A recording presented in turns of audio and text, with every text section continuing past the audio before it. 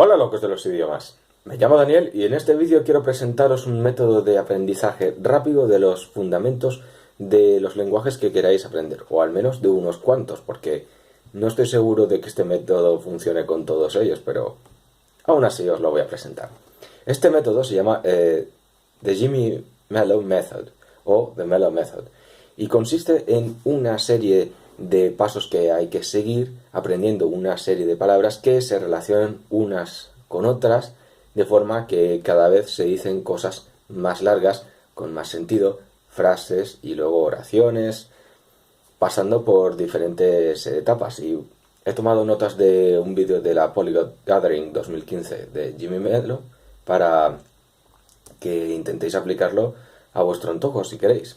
Y bueno, este método no usa pizarra, no va de forma escrita, aquí va todo de oído y dicho, no se usa para nada la gramática. Y bueno, se empieza con la palabra un o una, de modo que ya se puede nombrar una cosa en masculino o femenino, al menos. Y se dan unos cuantos ejemplos, como por ejemplo un lápiz, una silla, un libro, es lo que ejemplificaba Jimmy Mello en su vídeo. Después tenemos la forma más básica del verbo ser.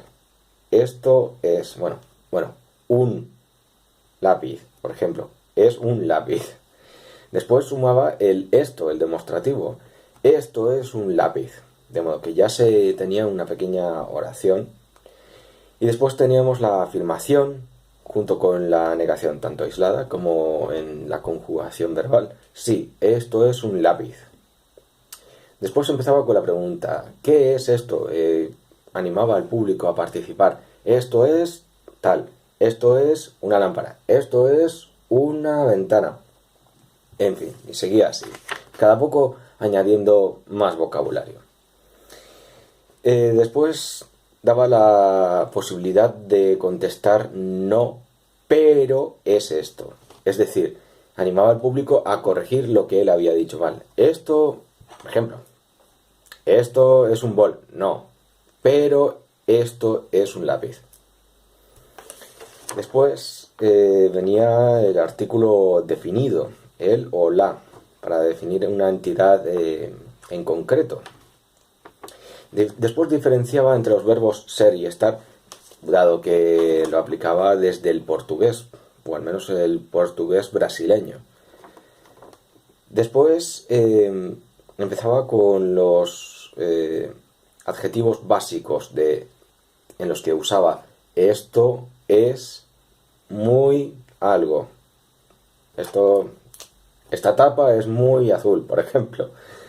O este lápiz es muy sólido o duro. Adjetivos fáciles, básicos. Después empezaba con los pronombres personales. Yo, tú, él, ella, siempre en singular.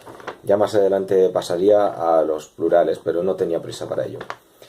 Volvía a añadir más vocabulario, esta vez enfocado a personas con género, como por ejemplo profesiones en las que se declinaba, por ejemplo, doctor, doctora.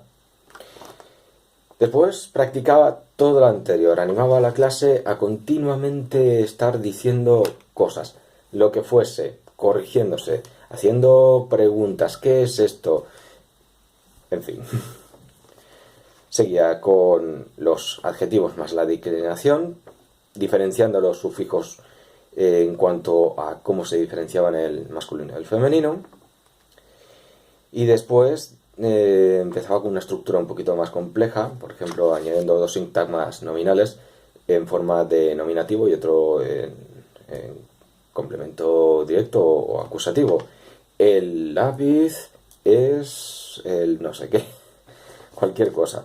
Una cosa más las categorías de vocabulario para practicar ejemplos. Por ejemplo, el lápiz es una herramienta, el martillo es una herramienta. Tenía vocabulario específico y después categorías para eso. Después empezaba a presentar vocabulario de animales. Después